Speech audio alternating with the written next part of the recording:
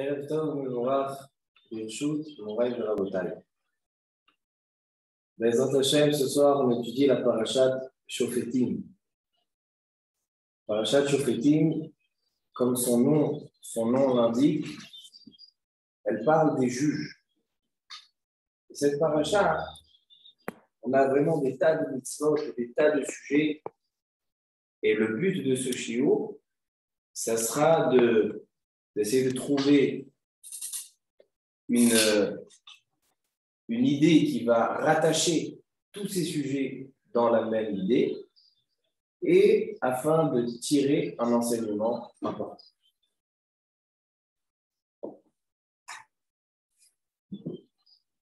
À chaque fois qu'on se trouve dans une paracha complexe, et quand je veux dire paracha complexe, c'est quand on a plein de sujets dans une paracha. Donc la paracha, elle n'a pas un sujet, un fil conducteur, elle a vraiment, elle va dans tous les sens. Alors, dans des cas comme ça, maintenant on voit ce que les Mefarshim, ce que les commentateurs, comment ils ont approché, comment ils se sont mis à l'étude de cette paracha. Alors, j'ai envie de commencer, avant de donner les sujets qui sont écrits dans cette paracha, juste 2 lignes qui écrit le Rav Ovadia Sforno. Le Sforno, il commence la paracha, il dit comme ça. Achar mitzvot lahamon, tziva inyane manhigav. Suite à l'ordre des mitzvot pour le peuple, parce qu'il faut rappeler que le Chumash Devarim, c'est Moshe Rabbeinu qui parle. Tout le Chumash Devarim, c'est un testament de Moshe Rabbeinu.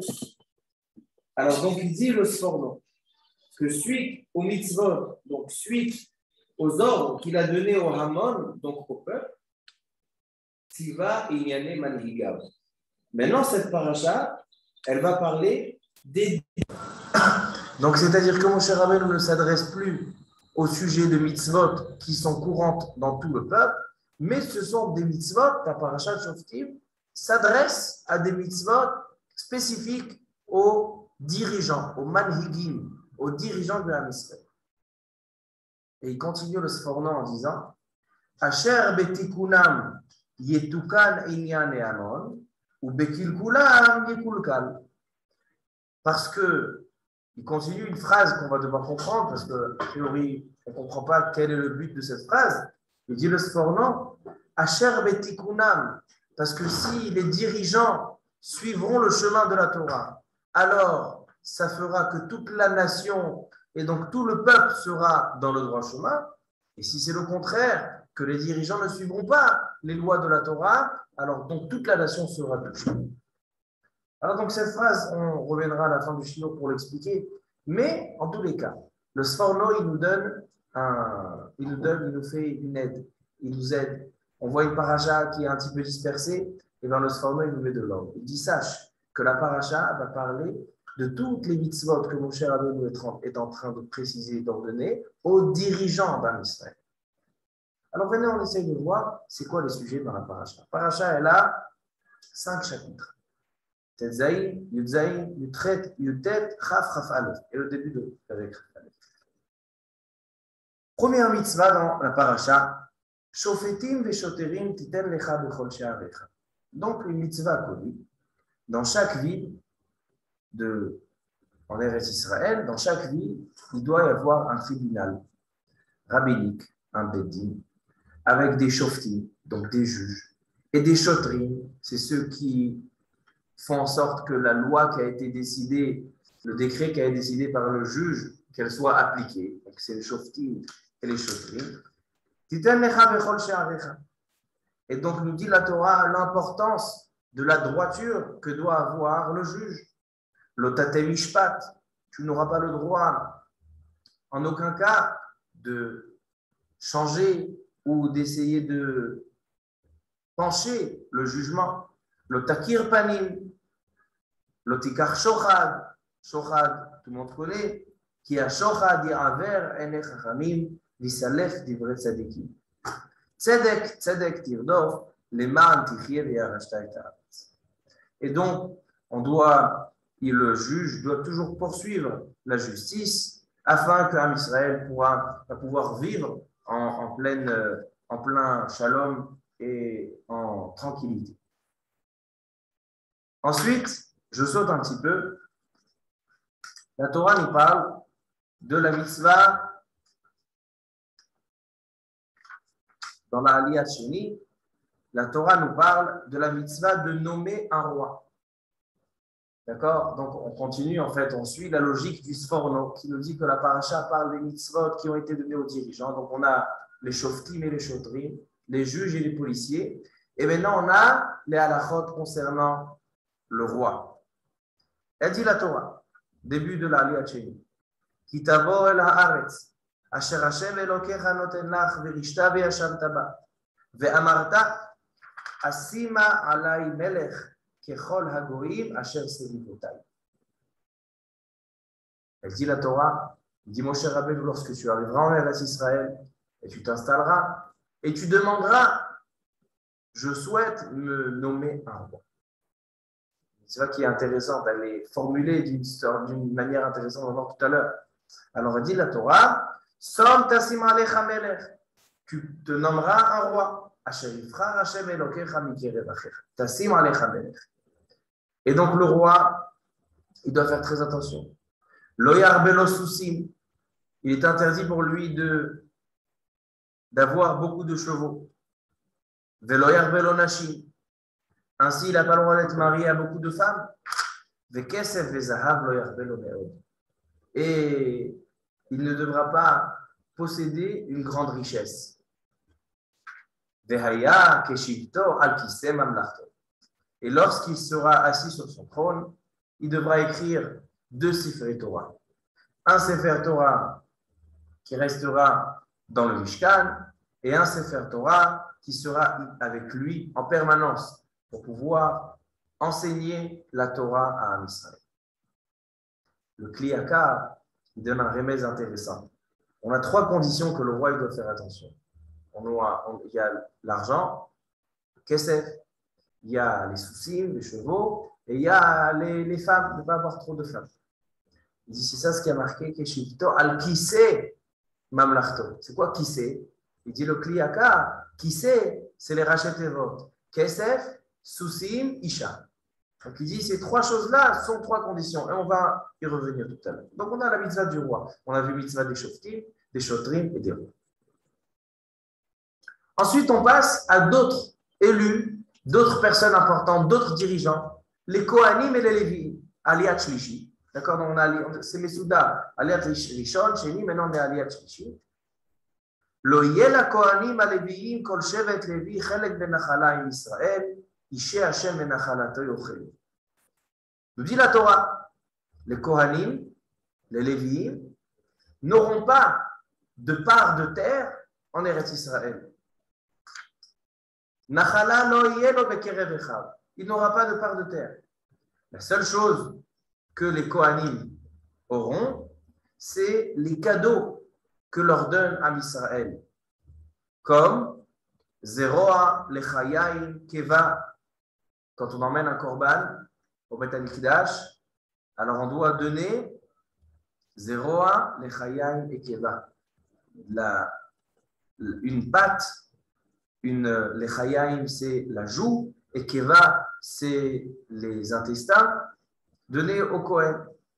Ainsi, la Teruma, Reshit Deganecha, Reshit Agez, Vetiroshecha Veitzarecha, et donc le cadeau qu'on donne au Kohen. Ki bo bachar Hashem Elokecha, etc. Ensuite, la Torah continue. Et là, on parle d'autres sortes de dirigeants. Dans le Perek Yutret, Pasuk Yud, dit la Torah, nous parle des sorciers et de ceux qui pratiquent ce qu'on appelle la magie noire. Elle dit la Torah, Lo imatze becha ma'avir beno bito ba'esh kosem kesamim me'onen ou menahesh ou mechashev. Il sera défendu d'avoir dans Am Israël des sorciers ou toutes sortes de personnes qui savent avoir des relations avec les astres ou toutes choses de cette manière-là. Ki to'avat Hashem kol oseh. ובגלל התועבות האלה, השם אלוקיך מוריש אותה מפניך. תמים תהיה עם השם אלוקיך. Il y a quelque chose d'intéressant. Tamim tiyeh im Hashem Elokecha, un passage qui est très répandu, très connu, il est marqué dans cette paracha, dans le Père qu'il traite, passage qu'il dit. Tamim tiyeh im Hashem Elokecha. C'est quoi Tamim? En hébreu, on a l'habitude de dire Tamim, c'est quelqu'un qui se fait avoir. Il est naïf. D'accord? Tamim. Mais la Torah, quand elle parle de Tamim, elle veut dire Shalem. Quelque chose qui est Tamim, c'est quelque chose qui est complet. Quelque chose, tu dois être complet avec Akadosh Baruch Hu, c'est-à-dire que tu as une complète émouna. Il y a quelque chose d'intéressant en bas à la Tourim, intéressant, il dit, il y a marqué Tamim tiyeh im Hashem Elokecha, Tamim avec un grand tav. Le Tamim, il est marqué avec un grand tav. Il dit le bas à la Tourim, pourquoi il est marqué avec un grand tav? Il dit parce que si un homme, il est complet avec la émouna en Kadosh Baruch Hu, c'est-à-dire que tout ce qu'il fait, il a la émouna en Kadosh Baruch Hu, émouna bibitachon. Alors, ki ilu ki yamta, c'est comme si tu as accompli toute la Torah, depuis Aleph jusqu'à Tav. C'est-à-dire qu'avec la Emouna, quelqu'un qui a la Emouna à Kadosh Baruch Hu, en fait, il a toute la Torah. C'est ça qui a marqué Tamim. Lorsque tu seras Tamim, alors tu as le grand Tav. Comme si tu as fait toutes les mitzvot, mais Aleph et à Tav.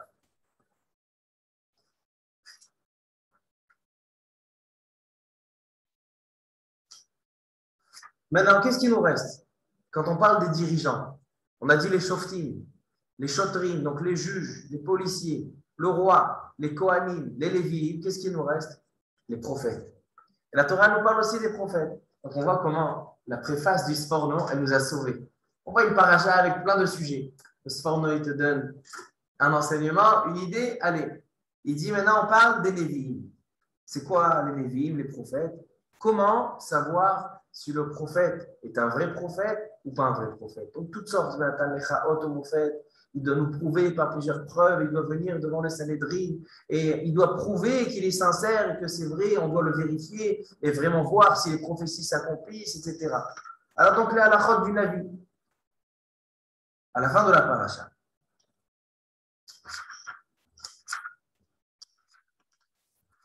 Dans le Pérec Kaf, on parle de quand on sort à la guerre, et donc les dirigeants ouvrent la guerre. Mais à la fin,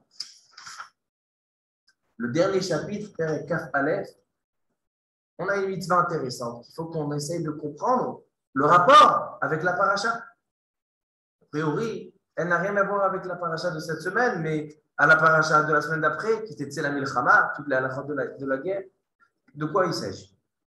Alors, elle dit la Torah, Ki matzeh halal ba'adama. Et lorsqu'on va s'apercevoir qu'il y a un mort en dehors de la ville, Asher Hashem Elokecha nofel basade, velo nodar mi'ikaou. Et on ne sait pas qui a été le rotseach, qui a été le meurtrier. Alors donc, Ve'atzfu zekenecha ve'shofetecha, umadedu ele harim asher sevot echalal. Donc, les juges et les anciens vont sortir pour voir exactement est-ce que le mort il a été posé proche de quelle ville, donc où s'est passé le meurtre. Et ensuite, on a la fameuse Egla Arufa, donc un veau qu'on ramène. Et qu'est-ce qu'on fait avec ce veau? Orfim lo et rosho. On lui coupe la tête. El nachal etan. Et qu'est-ce qu'ils disent les Ikné Ahir? Maintenant, on comprend plus le rapport entre ce passage et notre paracha. Que les Ikné Ahir, donc les juges de la ville, ils vont dire Yadenu lo shafru et adam hazeh. On n'est pas responsable de ce meurtre. Kaper le'amecha Israël, et on demande à Kadosh Baruch Hu, pardonne-nous, pardonne le peuple d'Israël, ve'al titen nam naki bekerev amecha veni kaper lahem. Et comme ça se termine la paracha. Alors donc en fait, la paracha, comme nous dit le Sforno, elle parle des halachot qui concernent les dirigeants de Am Israël.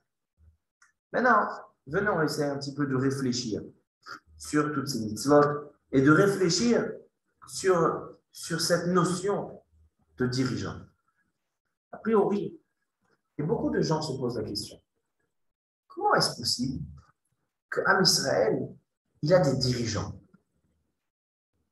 C'est-à-dire, D'avoir un juge, ça c'est logique. Pourquoi?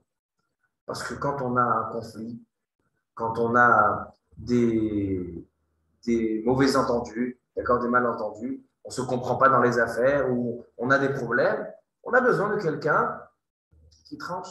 On a besoin d'une tierce personne qui vienne et nous donne la justice, etc. Donc les shoftim, ce n'est pas des personnes qui sont au-dessus de la loi, au-dessus de tout le monde.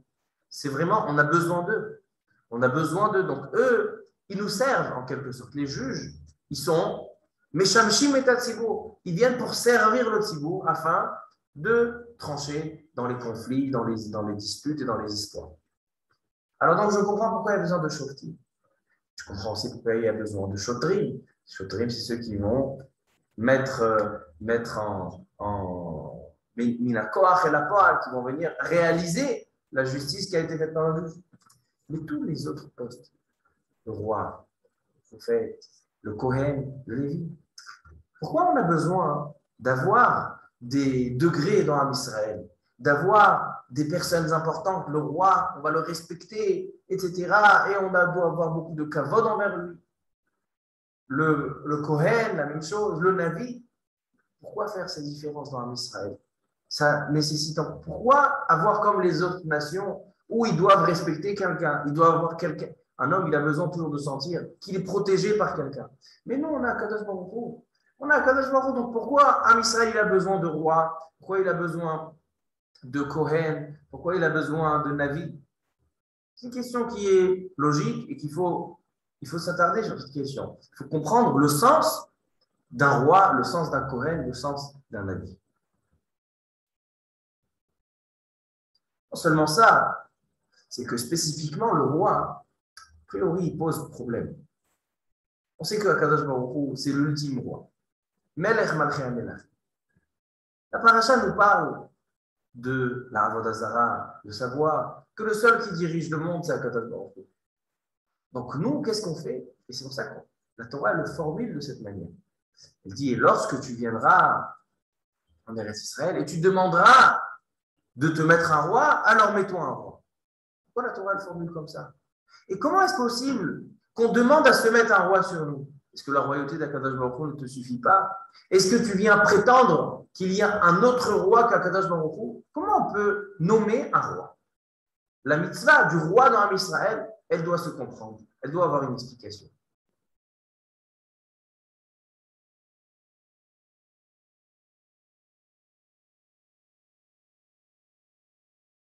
Et j'ai envie de renforcer ma question.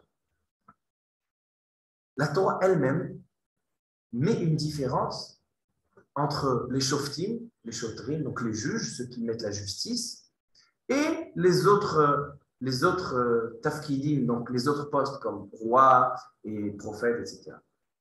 Venez en voir le début de la paracha.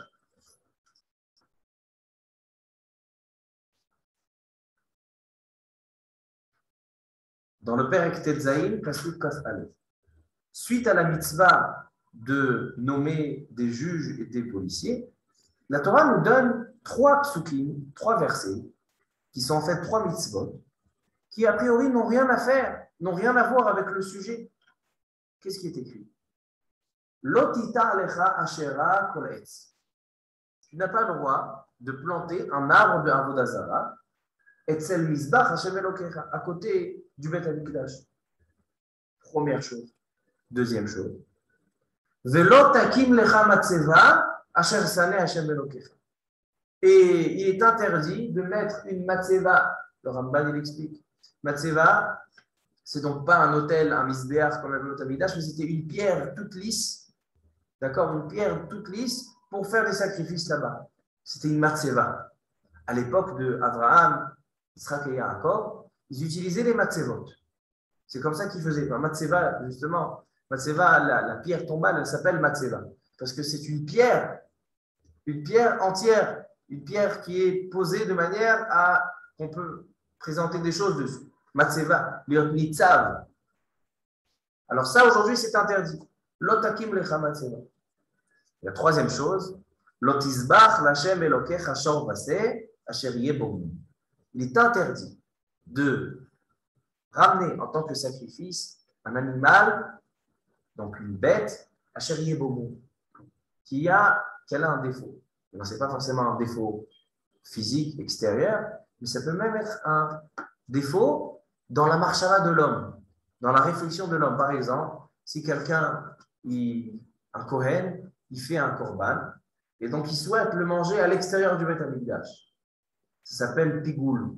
C'est-à-dire que même avec sa pensée, puisqu'il a pensé à le manger, à le consommer, pas dans l'endroit autorisé, alors ça devient un korban ba'almoud. Le pigoul, ça devient un ba'almoud, ça devient avec un défaut. Alors même ça, c'est interdit. Il demande le sforno, on revient chez le sforno. Il demande le sforno, mais ces 3 mitzvot-là, ne pas planter un arbre de Avodah Zara, la matzeva et le moum, qu'est-ce que ça a à voir avec la mitzvah des shoftim? Qu'est-ce que ça a à voir avec la mitzvah des juges? Et il répond quelque chose de magnifique.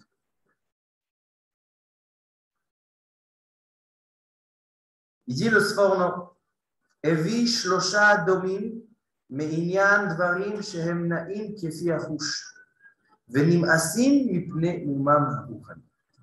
Il dit le sforno quelque chose de magnifique. Il dit, la Torah, quand elle a ramené la mitzvah des juges, la Torah, mon cher Rabbeinu, il veut te préciser le sens de la mitzvah de nommer un juge. Il dit, ne te fie pas à l'apparence. La Torah, maintenant, va ramener trois démonstrations, 3 exemples qui vont te montrer que parfois, l'apparence, elle nous dit que la chose, elle est positive, mais quand on approfondit dans l'intérieur de la chose, on retrouve que c'est négatif. Et donc, c'est quoi le premier exemple? Il dit, c'est la Hachéra. La Hachéra, c'est un arbre de Avodah Zara qu'on plante. Il dit, où on le plante? À côté du Beth Amikdash. Alors, a priori, extérieurement, qu'est-ce qu'on voit? On voit un arbre qui est planté à côté du Beth Amikdash. C'est fait pour honorer le Beth Amikdash. C'est fait pour embellir le Beth Amikdash, avoir des jardins, etc. Ou Mikol Makom, Inim Eset la Kodesh, Mipneshi Tarsis la Avodah Zara, mais malgré tout, la Torah te dit, mais c'est Avodah Zara. C'est vrai que extérieurement, ça t'a l'air beau, ça t'a l'air que ça rajoute de la beauté au Beth Amikdash. C'est un bel arbre. Non, c'est un arbre de Avodah Zara. Intérieurement, c'est-à-dire que l'apparence, elle est annulée par rapport à l'intérieur. Alors il dit, c'est ça le Dayan, le Shofet. Quand tu vas nommer un juge, tu vas nommer un Dayan, ne va pas selon quelqu'un qui t'a l'air un grand rave, avec une grande barbe, avec un grand chapeau, quelqu'un qui est grand de taille. Ne sois pas influencé par l'apparence. Va à l'intérieur. Est-ce que ce Dayan, c'est quelqu'un qui maîtrise le Choshel Mishpat, qui maîtrise les halachot que les Dayanim doivent connaître, qui maîtrise une justice, il a une réflexion, pour lui c'est important, chaque juif qui a un problème, chaque juif qui a un conflit, il va rechercher la vérité parce qu'il a mal pour le juif qui se sent qu'on lui a pris son argent, qu'on lui a fait toutes sortes de choses. C'est ça ce qu'on doit rechercher. Donc ça c'est la première chose que mon cher Rabbeinu dit, l'otitar lecha hashera. Choisis ton chauffeur, choisis ton juge, de manière comme il est interdit de planter des arbres à côté du Beth Amikdash, ici de la Avodah Zara. Ne te méfie pas, ne te suffis pas par l'apparence, mais approfondis l'intérieur de la chose. La deuxième chose, il dit le sforno, c'est la matzeva. La matzeva, c'est quoi une matzeva? C'est comme un misbéach. Sauf que ce n'est pas conçu de plusieurs pierres, c'est une seule pierre. Comme la pierre tombale, la matzeva, c'est comme ça qu'ils faisaient des korbanot. Dit le sforno, ça aussi c'est la même chose. A priori, c'est bien de faire avec la matzeva. Pourquoi? Parce qu'Avraham, Yitzhak et Yaakov, Adam Arishon, ils ont fait sur des matzevot. Comment ils faisaient des korbanot? Ils n'ont pas construit un misbéach, ils ont pris une grande pierre. Et c'est comme ça qu'ils faisaient les korbanot. Non. Et puisque plus tard, les Kénaanim, comment ils faisaient leur sacrifice, leur avodah zara, ils faisaient sur des matzevot. On a dit la Torah, c'est vrai, quand elle était au commencement du chemin, la matzeva, c'était bien. Mais dans le cours de la route, elle a eu un problème. Elle a été adoptée par les Kénaanim pour l'avodah zara. Et donc ça, on n'a pas le droit. Il dit la même chose, c'est le Dayan. Même si le Dayan, il est âgé, et on sait que quand il était jeune, il était Talmid Chacham, il connaissait tout, mais dans son chemin, il a eu un petit problème. Dans son chemin, il a fauté dans quelque chose. Alors, on ne peut pas nommer ce Dayan. Troisième chose, Shlishit, ou Inyan Hamum Hanim As. Malgré, on a dit tout à l'heure qu'un défaut dans une bête n'est pas forcément un défaut quand il est extérieur, mais c'est même un défaut dans la marche avant. C'est pour ça le Dayan, des fois, tu le vois, il a l'air bien, il a l'air droit, il a l'air tzaddik, mais sache qu'il faut que tu recherches même des moumines qui ne se voient pas. Comme la béhéma, comme la bête, même si elle est complète, une marchava, elle peut la rendre pastour, elle peut la rendre en tant que défaut. La même chose, c'est dans le Dayan. Alors, qu'est-ce qu'on voit ici? On voit ici que le Dayan, il n'a aucune condition extérieure. Le Dayan n'est pas censé être grand, il n'est pas censé être beau, il n'est pas censé être riche. On va seulement selon son intérieur. Ça, c'est dans le Dayan. Dans le roi, dans le Navi et dans le Kohen, c'est pas comme ça. Là-bas, la Torah, elle donne une importance à l'extérieur. Elle dit que le roi, il peut être seulement s'il est grand de taille, s'il est riche. Le Kohen, seulement s'il est grand, il est riche. Le Navi, s'il n'est pas grand et riche, il n'y a pas de névoie, il n'y a pas de prophétie. Alors donc on voit que la Torah elle-même, elle donne une différence entre le chauffette, le juge, le policier et tous les autres postes importants. Alors, donc je renforce ma question en disant, le chauffette et le policier, le juge et le policier, je comprends pourquoi on a besoin. Mais tous les autres postes d'honneur, il faut qu'il soit beau, il faut le respecter. On a Kadosh Baruch Hu. C'est une question qui est chez la Chazakamet.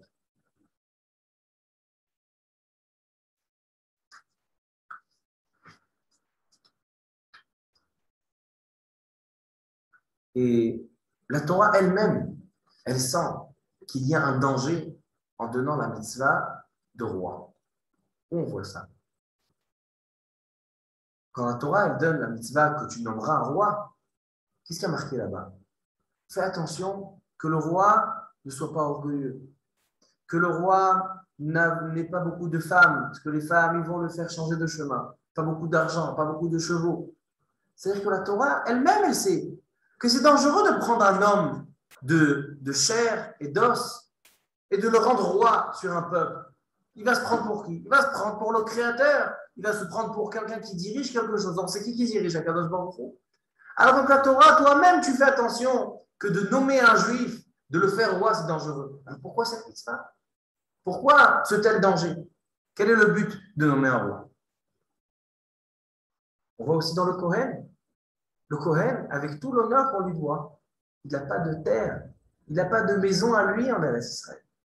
C'est-à-dire que la Torah, elle sent que de dire à quelqu'un, voilà, toi tu seras Kohen, elle sent que c'est un danger. Il va se sentir plus élevé que les autres. Il va se sentir au-dessus des autres. Donc qu'est-ce qu'on fait? Il n'a pas de terre. Il n'a pas Enochalek Venachala. Les seules choses qu'il a, Zeroa, Lechayim, Lekeva. C'est la patte, la joue et les intestins. Pourquoi ces trois choses entre parenthèses? Pourquoi ces trois choses on donne au Kohen? Il y a deux explications que j'ai vues. Le Rambam, il ramène le Rambam dans son livre Moreh Nevuchim, où il dit on donne au Kohen pour l'honorer, on lui donne toujours les premières choses. Par exemple, la terouma, on lui donne la première chose. On a des fruits, Réchit des Ganecha. La première chose, on lui donne. La même chose dans les animaux, les Réchit Agez. D'accord? Quand on a des moutons, alors quand on va commencer à couper la laine, la première laine, elle va, Réchit Agez, elle va pour le Kohen. Il dit c'est pareil dans la bête. Quand on donne des cadeaux de la bête, on donne Zeroa. Zeroa, c'est quoi? C'est la patte, c'est la main, c'est ce qui est en haut. Zero Shaivarim, Zeroa. Les Chayaim, c'est dans la tête, c'est Areshit. Et Keva, c'est l'estomac, c'est ce qui est dans les intestins. C'est le premier, c'est la Keva. Donc on lui donne toujours le premier. Il dit le Rambam dans mon livre. J'ai vu une deuxième explication qui est très belle. Pourquoi on donne au Kohen Zeroa, les Chayaim, les Keva? Il dit le Kliyakar, il dit comme ça. Il dit le Kliyakar, Vetam azroa valechayim vakeva, karov lishmoa, sheazroa sachar nesiat kapar. En fait, on est en train de faire un karatatov au Kohen. Le Kohen, tous les matins, il nous fait Birkat Kohanim. Donc, qu'est-ce qu'il fait dans Birkat Kohanim? Il lève ses mains, d'accord? Nosé et kapar, il lève ses mains pour faire des brachot à Mishal. Donc, à karatatov, on lui donne le zroa. On lui donne les mains de la bête. Pourquoi on lui donne les chayaim, la joue? Il dit parce que, comment il nous bénit? Il nous bénit avec la bouche. Schar birkat kohanim bapé. Donc on lui donne un karatatov, on lui donne de la bouche. Ve'akeva, pourquoi l'estomac? Ki bizruto, ishlach Hashem et abracha. Sheochel kim'a, ou mitbarech b'mea. Le Kohen nous fait birkat kohanim. Il nous fait toutes sortes de brachot. Kadosh Baruch Hu nous protège, Kadosh Baruch Hu il nous donne de l'abondance. Alors c'est quoi l'abondance? C'est quand, même quand on mange un petit peu, l'estomac il est rassasié. Alors donc l'estomac, c'est la bracha, ochel kim'a, il mange un petit peu, ou mitbarech b'mea, mais il s'agrandit dans l'estomac. C'est pour ça qu'on lui donne zroa lechaim ekeva en tant qu'akaratatov, d'accord, une reconnaissance sur le Kohen, ce qu'il fait pour nous. Mais en tous les cas, on voit que le Kohen, il a des cadeaux, mais il n'a pas de terre en Eretz Israël, il n'a pas de maison à lui. C'est-à-dire que la Torah, elle sent qu'il y a un danger. Comme elle a senti qu'il y a un danger dans le roi, et donc elle lui dit n'aie pas beaucoup d'argent, beaucoup de chevaux, etc. Elle dit au Kohen, tu n'as pas le droit d'avoir de maison. Pourquoi? Parce que ne te prends pas, le roi ne te prend pas pour le plus grand, le Kohen ne te prend pas pour le plus grand. Alors pourquoi tu donnes? Pourquoi tu fais un tel danger? Pourquoi il y a besoin d'un roi? Donc non, tout ça, ça renforce notre question. Alors venez, on répond. La réponse, elle se trouve à la fin de la paracha, dans la paracha de Egla Arufa. Parce qu'on a raconté que lorsque les grands de la ville, ils ont trouvé un mort en dehors de la ville, qu'est-ce qu'on va prendre? On va prendre une Egla Arufa, un veau, et on va lui couper la tête à côté de là-bas, et les grands de la ville vont dire Yadenu lo shafechu et adamaz. Entre parenthèses, pourquoi on prend une Egla, d'accord, un veau, une femelle, Egla Arufa? Pourquoi on prend cette chose-là? Pourquoi ça sert à quoi? Alors Rashi, à la fin de la paracha, Rashi vraiment à la fin, dans le Perek Kaf Aleph, Pasuk Dalet, il dit Rashi, Amar Akadosh Baruch Hu, Tavo Egla Bachnata. On prend un veau, une femelle, veau, qui n'a pas terminé, qui n'a même pas un an, Bachnata. Shelo Astaperot, elle n'a pas eu encore d'enfant. Vete Aref, et donc on lui arrête sa vie, on lui coupe sa vie. Bemakom she'eno aseperot, on l'emmène, où on emmène la vache? À Nachal Etan.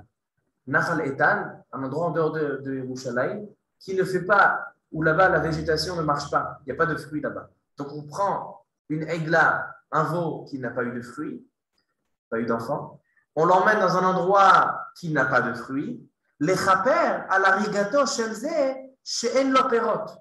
Et tout ça, c'est pour une kapara, pour ce juif-là, qui est niftar, et qu'on ne lui a pas laissé terminer sa vie pour faire encore des mitzvot, et faire encore des fruits. D'accord? C'est pour ça qu'il dit Rashi, c'est ça le rapport entre la Egla, Arufa et l'homme. Mais, quoi qu'il en soit, qu'est-ce qu'on voit ici? Dans Egla, Arufa, on voit qu'on est en train de les ha'ashim, c'est-à-dire de responsabiliser, on est en train de rendre responsables les dirigeants de la ville, les juges, etc., en leur disant, c'est votre responsabilité ce meurtre. Ça n'a rien à voir. Le juge, il était au tribunal, il était au Beth Midrash ce matin, il a fait sa tefila, il est allé chez lui, il a mangé, il a fait le katarazin, il n'a jamais tué personne. Alors quel rapport? Pourquoi lui, il est censé dire, il y a des nous, lo shafrou et adamazé. C'est pas nous qui avons tué cette personne. Il dit Rashi, Arevim Israël Zelal. C'est-à-dire qu'un juge, s'il a une telle tragédie qui lui est arrivée dans sa ville à lui, c'est ça qu'on mesure exactement le mort, il est proche de quelle vie. Parce qu'un juge, quand dans sa ville, il peut arriver une telle tragédie, c'est sa responsabilité.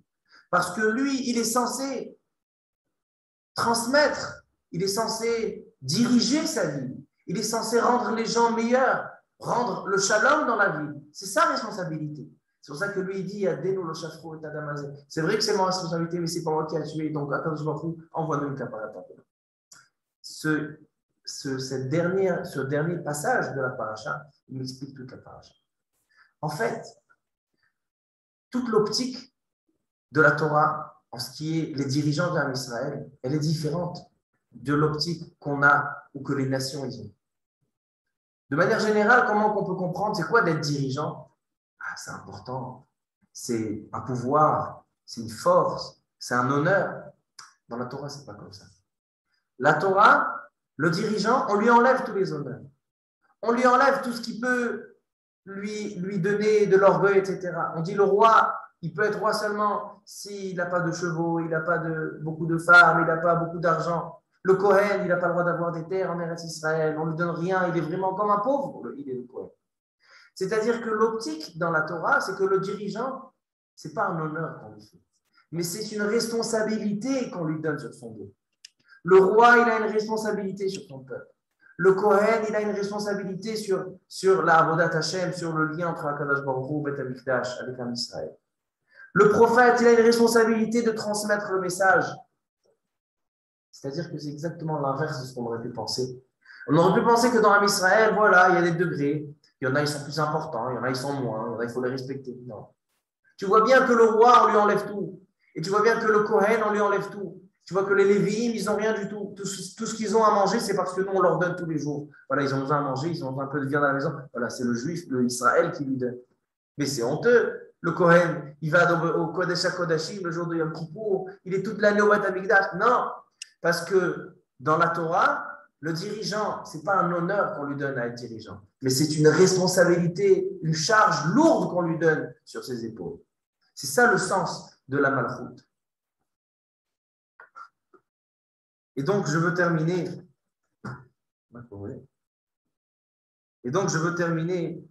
Avec un livre qui s'appelle Derech Mitzvotecha, un livre qui a été écrit par le troisième admor de la Chassidut Chabad, le Tzemach Tzedek. Le premier, c'était le Baal HaTanya, et le troisième, c'était le Tzemach Tzedek, son petit-fils. Il a un livre qui s'appelle Derech Mitzvotecha, qui vient donner des explications profondes dans les mitzvot. Et il parle de la mitzvah de cette paracha, les manot melech, de nommer un roi. Et on va voir qu'est-ce qu'il dit le Tzemach Tzedek.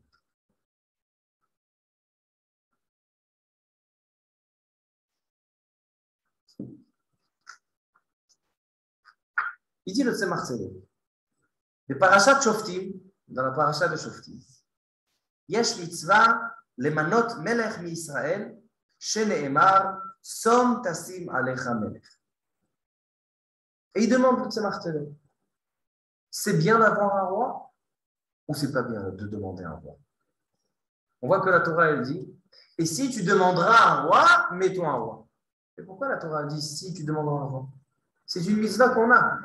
La Gemara nous dit dans la Sechet Sanhedrin, dans la page 20, elle dit qu'en Israël, quand ils rentrent en Eretz Israël, ils ont 3 mitzvot. Les manot lahem melech, de se nommer un roi.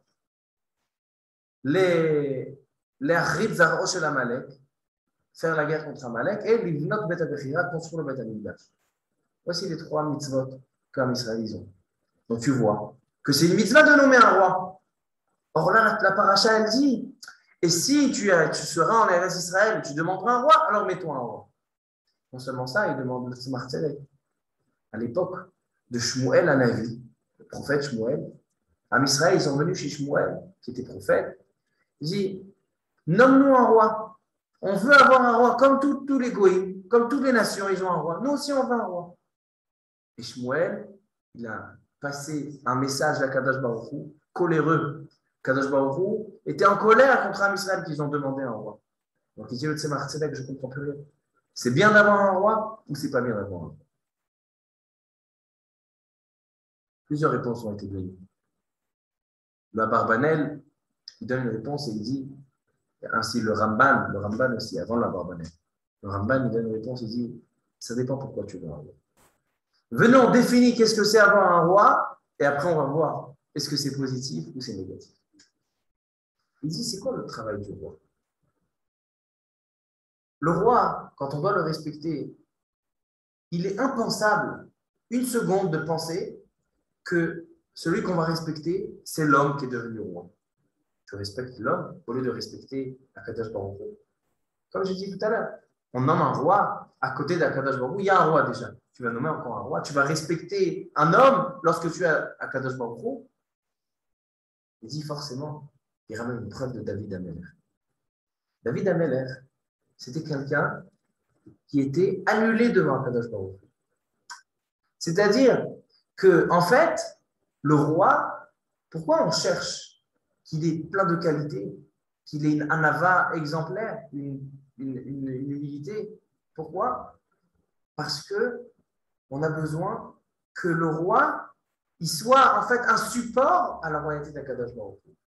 Le roi, il est la Merkava. On dit que David Amelech, il était Merkava. Merkava, c'est un char.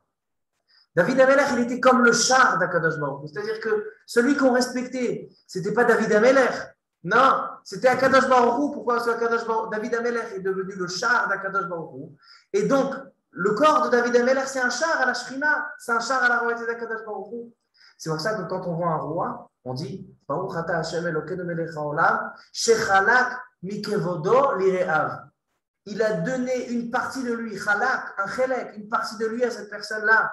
C'est-à-dire que c'est pas cette personne on n'est pas en train de respecter un homme, on est en train de respecter Akadosh Baruch Hu. Alors quoi? Le roi, il dit le Tzemach Tzedek. Il dit le roi, il enseigne ce que c'est être annulé avec Akadosh Baruch Hu. Il est Melech. Pourquoi il est Melech? Parce qu'il supporte sur lui le Melech. Qu'est-ce qu'il est censé faire le roi? Nous transmettre à nous ce message. Le but du juif dans ce monde, c'est de se rattacher avec Akadosh Baruch Hu, puisque la neshama de chaque juif, c'est une part de Akadosh Baruch Hu, comme il est écrit, il part be'apa nishmat chayim. Akadosh Baruch Hu, il a donné, chelek elokam iman, il a donné une partie de lui à chacun, et donc chacun sa neshama, ça fait partie d'Akadosh Baruch Hu. Et notre travail dans la avodat Hashem, qu'est-ce qu'on dit dans la avodat Hashem? Kideshanu mitzvotav, il nous a élevés par la mitzvot, parce qu'avec les mitzvot, on se rapproche d'Akadosh Baruch Hu, on se rattache, on a un chibour avec Akadosh Baruch Hu. Comment on peut se rattacher à Akadosh Baruch Hu? Seulement si on s'annule à lui. Si on décide que nous, on n'est pas quelque chose en soi, on n'est pas d'avar bifleatzmo, on est mevatel, on s'annule devant Akadosh Baruch Hu, alors là, on s'unit avec Akadosh Baruch Hu. Et c'est qui nous enseigne ça? C'est le roi. Le travail du roi, il est que de la même manière que le roi, il est complètement annulé, c'est un char, David Amelech, c'était une merkava la shrina, comme ça, nous aussi, on doit être. C'est ça le but. C'est ça le travail, c'est ça ce qu'il doit faire le roi. Et il continue. Et il dit, la même chose c'est pour le Melech HaMashiach. Le Mashiach, ça sera aussi un roi. Mais le Mashiach, il sera encore plus élevé. Pourquoi? Il dit, il y a une différence entre David Amelech et le Mashiach. Il y a marqué que David Amelech, il a vécu 70 ans. Il dit le Zohar qu'en fait, David Amelech n'était pas censé vivre 70 ans. Adam Arishon, que lui était censé vivre 1000 ans, lui a donné 70 ans à David Amelech. Et donc, c'est pour ça que Adam Arishon a vécu finalement 930 ans, et 70 ans, il les a donnés à David Amelech. Mais d'un autre côté, il y a marqué dans un autre Zohar que, je vais vous lire le Zohar,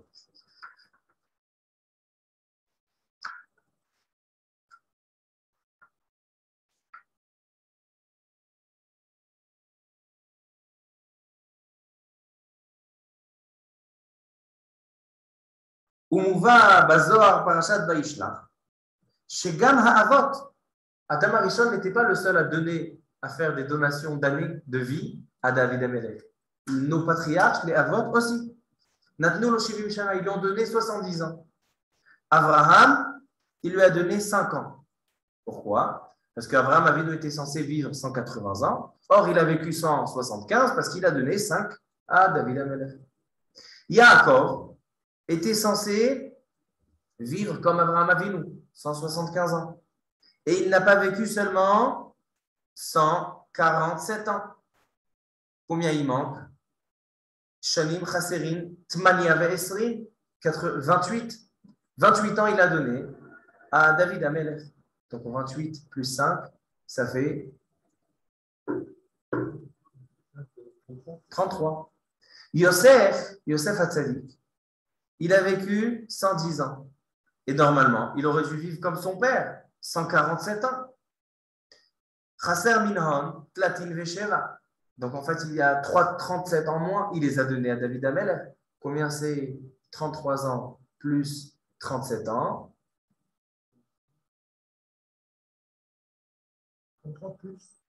33 plus 37, 70. Shiv'im. C'est-à-dire que Abraham, Yaakov, Yosef, ils ont donné à David Amelech 70. Il demande de Tzemach Tzedek. Il dit alors je ne comprends plus rien. Il a reçu 70 ans de Adam Arishon. Il a reçu 70 ans d'Abraham, Yitzhak et Yosef. Alors pourquoi il n'a pas vécu 140 ans? Il dit David Amelech, il était spécial par rapport à tous les rois. Il y a eu beaucoup de rois en Israël. Il y a eu Shaoul, il y a eu Shlomo. David Amelech, il était spécial. Pourquoi? Parce que David Amelech, il n'a pas seulement fait son travail de roi qui est d'être annulé devant Akadosh Baruch Hu et d'annuler tout le monde devant Akadosh Baruch Hu pour pouvoir faire la connexion, le chibour. Il dit, mais ce n'est pas seulement ça.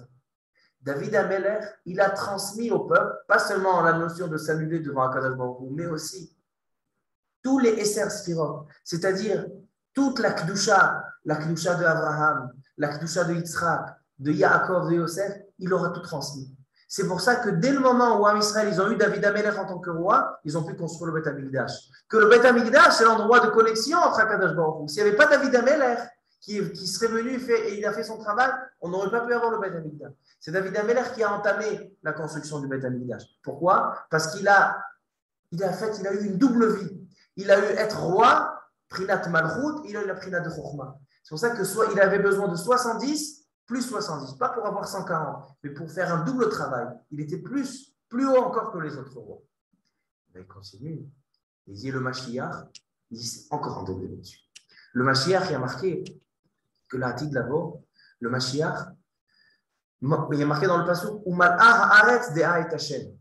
La terre sera pleine de Dea et Hashem, de connaissance d'Akadosh Baruch Hu. Maintenant, c'est quoi Dea en hébreu? La Da'at, ce n'est pas seulement connaissance. La Da'at, c'est Chibour, une connexion. Comme marqué, Vayeda, Adam et Trava. Il y a une connexion, un rattachement. C'est-à-dire que l'Atid là-bas va se rattacher à Akadosh Baruch Hu. Comment? Parce que tous les secrets de la Torah, tous les mitzvot qu'on ne connaît pas, comme la Paradouma, on ne connaît pas.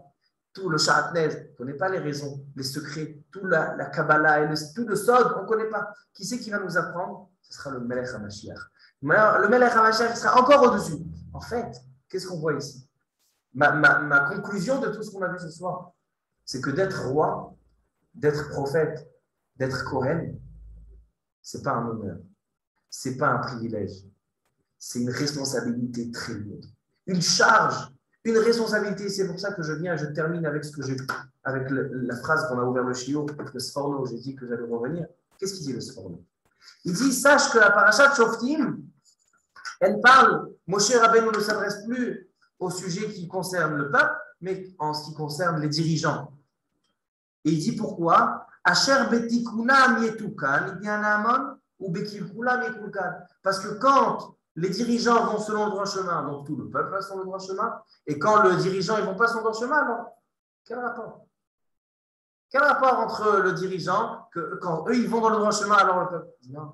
Parce que toute la notion des dirigeants dans Israël, ne pense pas qu'être dirigeant dans Israël c'est un honneur. Non. Le roi, il n'a pas le droit d'avoir des choses. Le Kohen, il n'a même pas de part. Le Navi, il doit être pachout. Tout ça pour te dire quoi? Le sens, il dit Moshe Rabbeinu, vous allez en Eretz Israël, le sens de vos dirigeants, c'est qu'ils ont une responsabilité sur vous. Et ça, on l'apprend de la fin de la paracha, de la Hégla, enfin. Que viennent les juges de la ville ici, il y a quelque chose qui est arrivé comme ça dans notre ville, une telle tragédie. Nous, on est responsables. Il y a des nous. L'Oshafrou est Adamazé. Alors donc, il demande à Kadosh Baruch Hu, Kaperna. Parce qu'ils se sentent responsables. Parce que c'est les dirigeants dans Israël, c'est une responsabilité, c'est une charge. Maintenant, on comprend qu'on a besoin d'eux. On a besoin des juges. On a besoin du roi pour qu'il nous apprenne ce que c'est Bitoula Kadosh Baruch Hu, qu'il nous apprenne ce qu'il dit David Amelech la Chokhmah, c'est le Melech HaMashiach, les secrets de la Torah. On a besoin d'eux. Et donc, c'est exactement l'inverse de ce qu'on peut comprendre. On est venu au Shiur, on a posé la question, mais pourquoi il y a besoin de degrés? Pourquoi il y a besoin des gens au-dessus de nous? Non, la réponse, elle est, ce n'est pas eux qui sont au-dessus de nous. C'est qu'eux, ils travaillent pour nous. Eux, ils ont une responsabilité sur nous. Eux, ils nous aident à avancer. Ils nous aident à se rattacher avec le Kadosh Baruch Hu.